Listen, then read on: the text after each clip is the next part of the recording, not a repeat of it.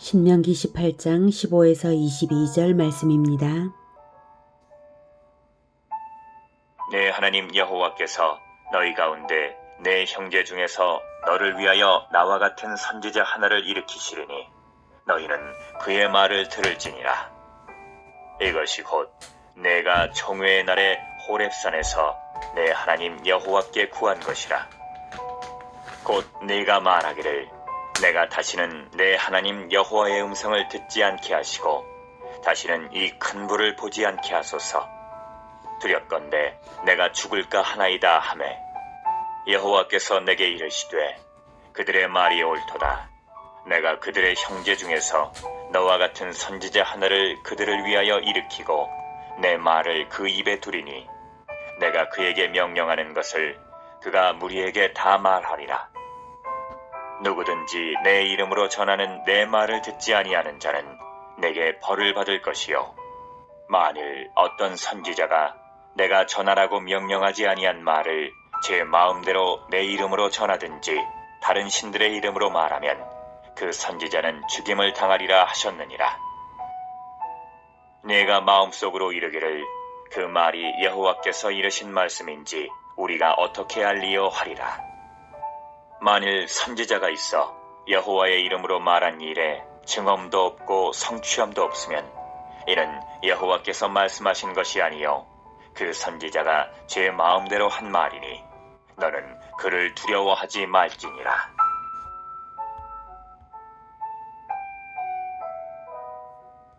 사랑하는 형제 여러분, 2월 17일 수요일 새벽 목상에 오신 것을 환영합니다. 나라의 3요소는 영토, 국민, 주권이죠. 하나님 나라도 영토와 언약 백성과 주권자이신 하나님이 연합된 것이 하나님 나라입니다. 하나님 나라가 하나님 나라 되게 하는 핵심은 무엇일까요? 영토일까요? 아니죠. 하나님 나라를 하나님 나라 되게 하는 것은 주권자와 언약 백성의 연합에 달려 있습니다. 영토는 그에 매인 것이죠. 주권자와 백성의 연합은 주권자의 법을 중심으로 연합되는 것입니다. 언약 관계니까요. 설령 주권자 대신 대리자만 있어도 율법이 있으므로 주권자와 연합이 되는 것입니다. 율법은 주권자 자신과도 같습니다. 율법에는 주권자의 성품과 뜻과 지혜가 다 들어있기 때문입니다. 율법을 잘 알고 지키면 대리자만 있어도 하나님 나라는 영이 되는 것입니다. 이스라엘은 그런 나라입니다. 하나님의 대리자들이 하나님의 율법대로 백성을 연합시키는 나라인 것입니다.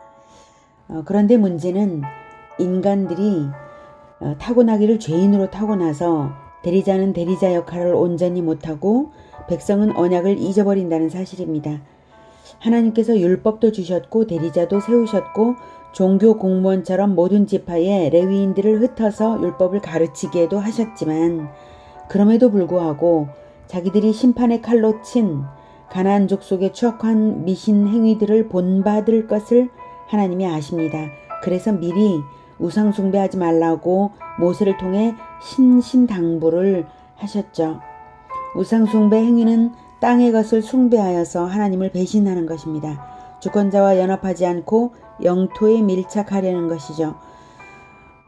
주권자와 밀착하지 않고 영토에 밀착하는 게 가능합니까? 그 영토가 주권자의 것인데요. 가능하지 않은데 인간들이 죄인이라 그것을 깨닫지 못하고 영토에만 욕심을 부린다는 것입니다. 그러니 하나님 나라가 안 되죠. 여기서 영토라는 의미는 반드시 땅만을 의미하는 것은 아니고요. 모든 자원을 의미하는 말입니다. 하나님 나라의 출발은 주권자에서부터 출발되는 것입니다. 주권자에게 백성이 연합되는 데서부터 출발입니다. 그래서 진정 주권자에게 백성이 연합되도록 말씀을 중심으로 해서 주권자에게 백성이 연합되도록 하나님께서 참 선지자 하나를 보내실 것을 약속하셨습니다. 그것이 15절이죠. 내 하나님 여호와께서 너희 가운데 네 형제 중에서 너를 위하여 나와 같은 선지자 하나를 일으키시리니 너희는 그의 말을 들을지니라.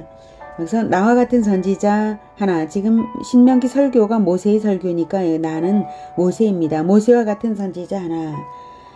이것을 초대교회에서는 이것을 메시아 예언으로 보았습니다. 사도행전 3장 22, 24절은 베드로의 설교인데요. 베드로가 설교 중에 이것을 언급했습니다. 22. 모세가 말하되 주 하나님이 너희를 위하여 너희 형제 가운데서 나 같은 선지자 하나를 세울 것이니 너희가 무엇이든지 그의 모든 말을 들을 것이라. 누구든지 그 선지자의 말을 듣지 아니하는 자는 백성 중에서 멸망받으리라 하였고, 또한 사무엘 때부터 이어 말한 모든 선지자도 이때를 가리켜 말하였느니라. 지금 베드로가 예수님의 부활 승천 이후에 성령이 충만하여서 설교를 하는 것이거든요.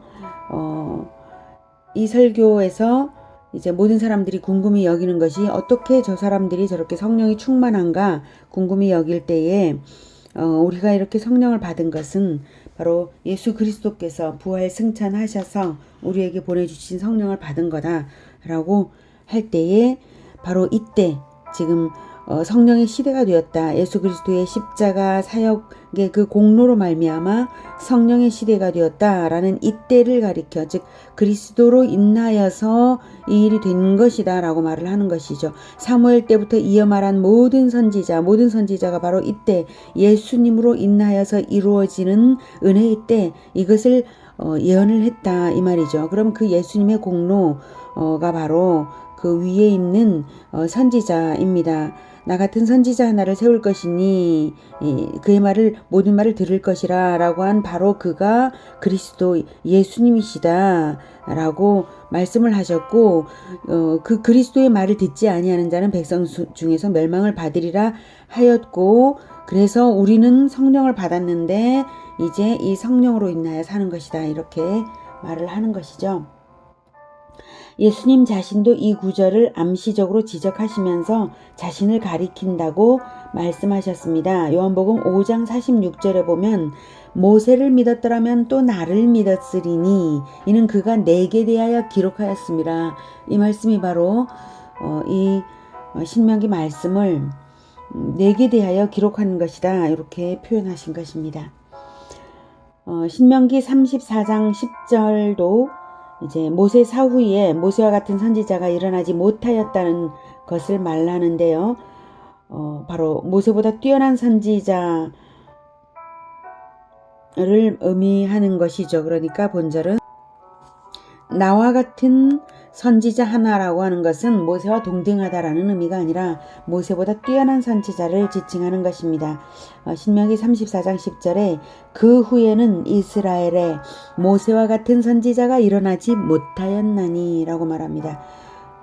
그래서 바로 나와 같은 선지자 하나는 모세보다 뛰어난 선지자가 나올 것이다 라는 의미가 되는 것이죠. 16절 이것이 곧 내가 이스라엘이 총회의 날에 호렙산에서 내 하나님 여호와께 구한 것이라 라고 말하고 있죠. 십계명을 받던 날에 이스라엘 백성의 요구로 인해 그리스도는 요청되었다는 사실입니다. 그것을 모세가 기억시키고 있는 것입니다. 너희들이 그리스도를 요청한 것은 너희들이다. 그래서 하나님께서 나와 같은 선지자 즉 그리스도를 보내시기로 하셨다. 이 말씀을 하시는 것입니다. 신명기 5장 22에서 29절 읽어보겠습니다.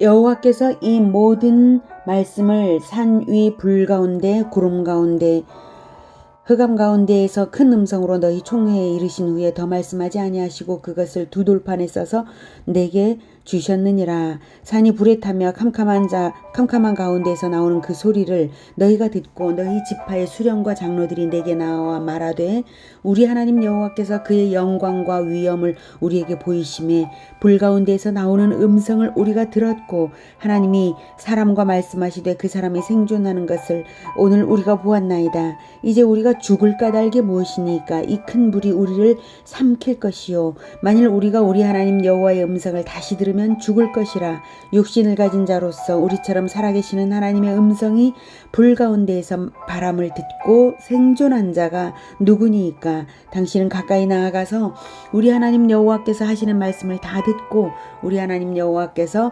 당신에게 이르시는 것을 다 우리에게 전하소서. 우리가 듣고 행하겠나이다 하였느니라. 여호와께서 너희가 내게 말할 때에 너희가 말하는 소리를 들으신지라. 여호와께서 내게 이르시되 이 백성이 내게 말하는 그 말소리를 내가 들은즉 그 말이 다 옳도다. 다만 그들이 항상 이 같은 마음을 품어 나를 경외하며 내 모든 명령을 지켜서 그들과 그 자손이 영원히 복받기를 원하노라. 이렇게 말씀하셨습니다. 그래서 하나님께서 그들의 말이 옳도다라고 하는 것은 바로 중보자의 필요성을 알고 백성들이 자기 죄로 인한 하나님과의 교제의 불가능성을 느낀 것이죠.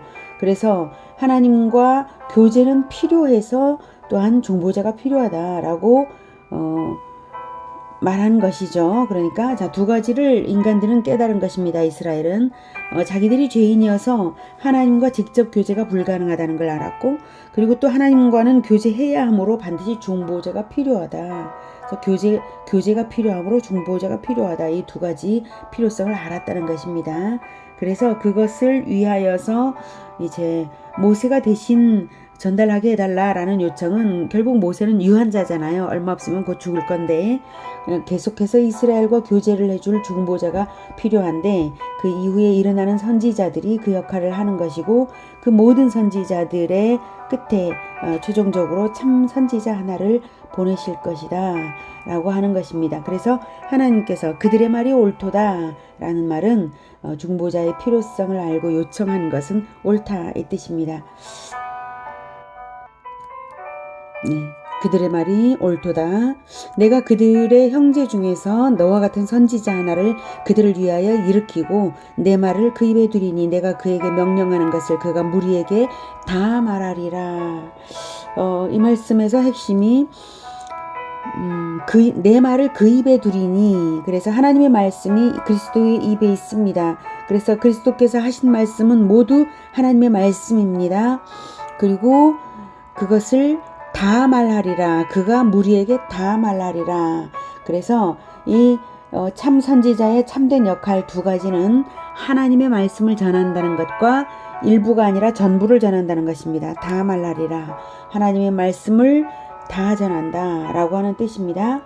어떻게 하나님의 말씀을 다 전하는가 했을 때에 그리스도의 삶이 하나님의 말씀의 진리를 그대로 인생으로 보여준다는 점에서 또한 그렇습니다.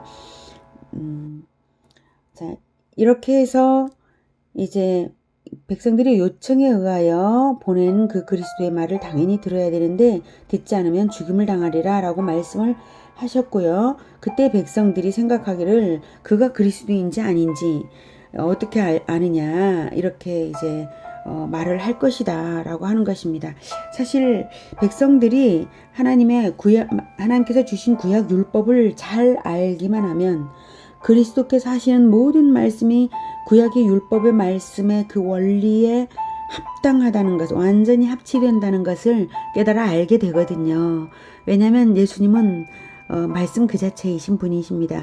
율법의 원리 그 자체를 인생으로 보여주신 분이 예수님이십니다. 그러니 예수님의 말씀과 모든 행실은 율법이 가르쳐주는 모든 것을 그대로 보여줍니다. 그래서 말씀 그 자체입니다. 그런데 그리스도께서 하시는 말씀과 그리스도의 모든 행실을 보면서도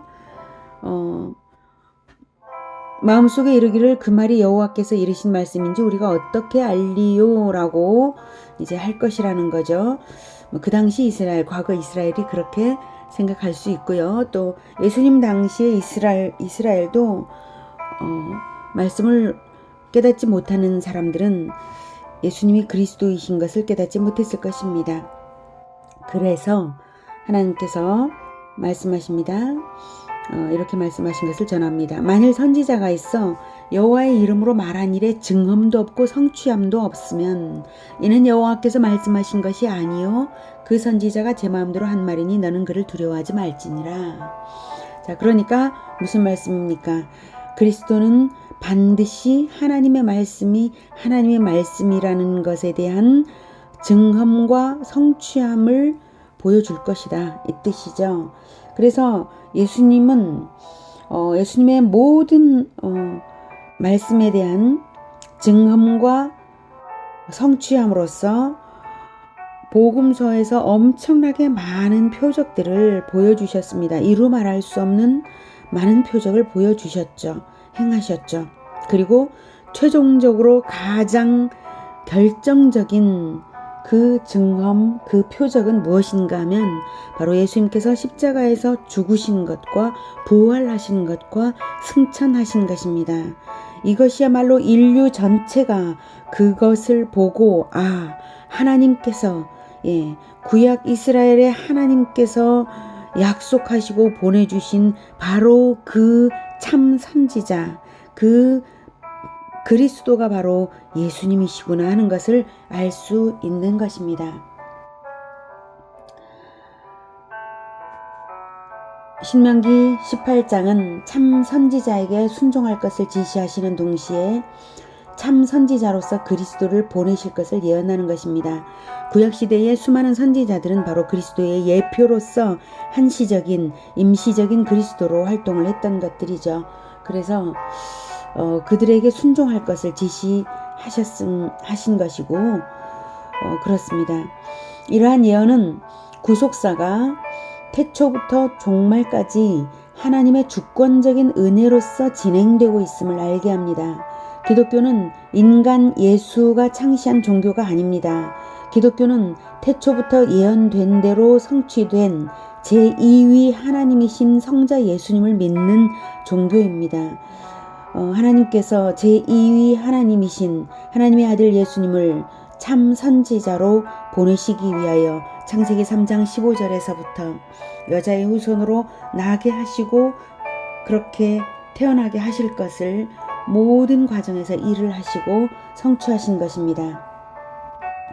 창조주이시며 심판주이신 하나님이 제시하시는 구원의 길, 유일한 구원의 길로서 구원이 가능한 종교는 오직 그 기독교뿐입니다. 세상에는 많은 신이 있는 것처럼 보일 수 있지만 신은 창조주이신 하나님뿐이고 오직 참 구원은 여호와 유일신과 예수 그리스도 그리고 성령님 삼위일체를 통해서만 가능합니다. 네. 오늘은 유일한 구원의 길 예수 그리스도 그리고 그분의 말씀이 완전한 말씀이신 것, 말씀 그 자체이신 예수님을 구약시대에 하나님께서 미리 증거하시는 것을 들었습니다. 예수님을 우리가 날마다 만나야 될 이유, 그리고 구약 성경이든 신약 성경이든 그 어디든지 예수 그리스도를 증거하는 것이며 율법의 말씀이 예수 그리스도를 증거하는 것이며 그리고 예수님을 믿음으로써만 구원이 있다는 것, 이것을 오늘 다시 한번 깨달았습니다. 우리가 날마다 말씀을 묵상함으로써 예수 그리스도를 날마다 만나고 참된 구원의 길만 걸어가도록 합시다. 기도하겠습니다. 하나님, 말씀이신 그리스도, 참 선지자이신 그리스도, 하나님의 말씀을 다 전한 그리스도, 자신의 죽음과 부활과 승천으로서 참된 증험, 완전한 표적을 보여주신 그리스도, 그 그리스도를 우리에게 보내주셔서 정말로 감사합니다. 그리스도께서 하신 모든 말씀과 그리스도 위의 모든 실천과 그리고 그리스도 그 자체의 인생이 하나님의 말씀을 완전히 보여준다는 것을 알았습니다. 그래서 우리가 구약성경 전체를 볼 때에 항상 예수 그리스도를 발견하겠습니다. 발견할 수 있도록 도와주시옵소서. 우리가 구약성경을 보면서도 항상 예수님을 만날 수 있게 도와주시옵소서. 하나님, 우리가 예수님을, 우리 인생을 늘 예수님을 따를 수 있도록 말씀을 가까이 하면서 말씀대로 우리가 실천하겠습니다. 그 말씀을 실천할 때에 진정한 구원이 있고 그 말씀을 거부할 때에 벌을 받는다는 것을 다시 한번 확인했사오니 우리가 오직 예수 그리스도 그 말씀만 따르고 구원의 길만 따르게 주님 도와주시옵소서. 예수 그리스도 이름으로 기도드립니다. 아멘. 이어지는 시간은 개인 기도 시간입니다.